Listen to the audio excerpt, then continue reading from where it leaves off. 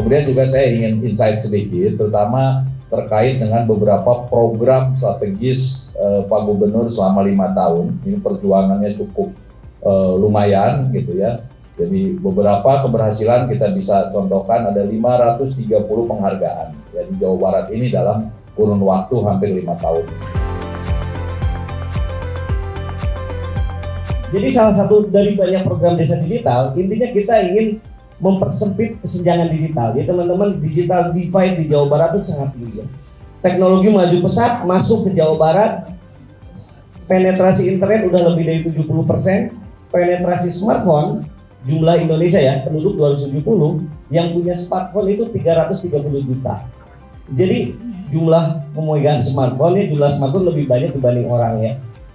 Tapi sayangnya ketika kita lihat cek penggunaannya, masih banyak masyarakat menggunakan smartphone atau internet itu hanya untuk sosial media, entertainment gitu ya.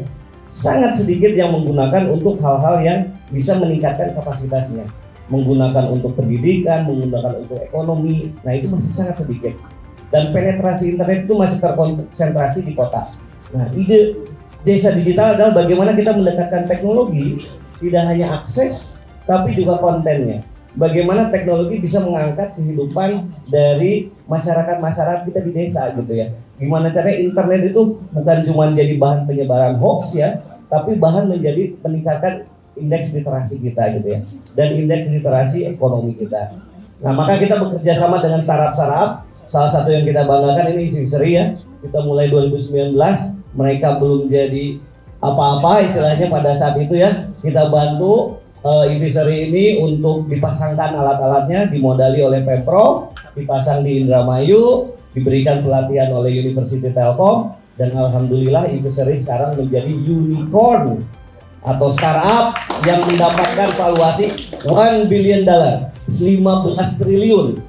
Itu pertama di Indonesia ya, yang lokasinya bukan di Jakarta.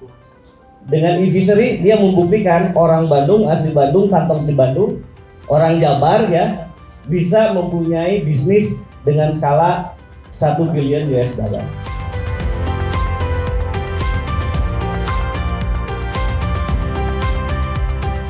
Ke depan, di masa depan, seharusnya layanan publik itu udah nggak perlu lagi datang ke kantor ya. Kita harusnya melihat kantor-kantor pemerintahan, pusat-pusat layanan itu sepi dari antrian karena warganya mengakses semua layanan dari rumah seperti di Estonia.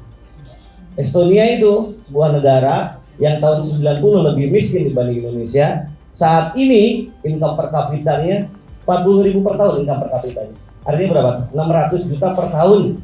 Ya 60 jutaan lah ya, 60-50 juta per bulan, mengalahkan Indonesia ya. Salah satu kuncinya adalah digitalisasi gitu ya. Karena program-program digitalisasi tadi ya, sekalian ada 10 strategi tadi ya. Jadi teknologi digital harus ada. Digitalisasi menjadi SOP menurut saya. Kemudian juga kemudahan pelayanan ini kunci juga dalam rangka penerimaan pajak. Kemudian juga kecepatan, ya harus ada speed di situ, ya. Jadi responnya gimana nih? Jadi jangan sampai sekarang layanan pajak kita mau bayar pajak, tapi harus balik lagi ke kantor induk dan lain sebagainya. Ya, kontribusi PAD kita juga ada gambarannya, ya kita naik terus dari kontribusi PAD ya terhadap struktur APBD hampir 57%. Ya, yang lain unggulan dari provinsi lain itu hanya mengandalkan transfer daerah.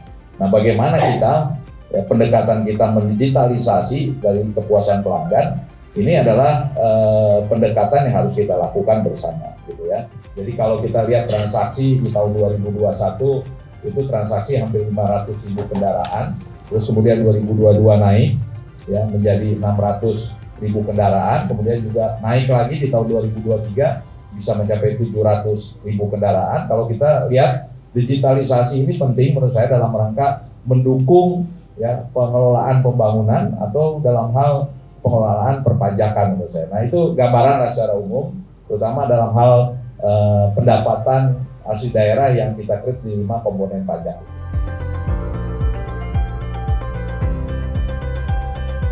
Dan ini salah satu success story kami ya, berkolaborasi dengan dinas adalah dengan Bapenda. Kita di Sapa Warga salah satu menerbitkan layanan perpajakan. Dan teman-teman ini nggak cuma masalah mengonline kan ya. Jadi dalam digital transformasi digital itu ada 3. Tapi yang lebih hebat lagi kalau kita bisa transformasi digital. Itu sudah berhasil merubah bisnis proses. Nah ini yang salah satu dilakukan. Sebelum zaman Pak Dedi 17 langkah dalam melakukan pembayaran pajak di Sambara itu. A, B, C, D, ada 17 lah sampai ujungnya bayar dapat, itu pun harus masih ngecap. Di Sambara berubah tinggal 5 langkah saja dalam membayar pajak. Kita memotong 12 langkah itu baru transformasi.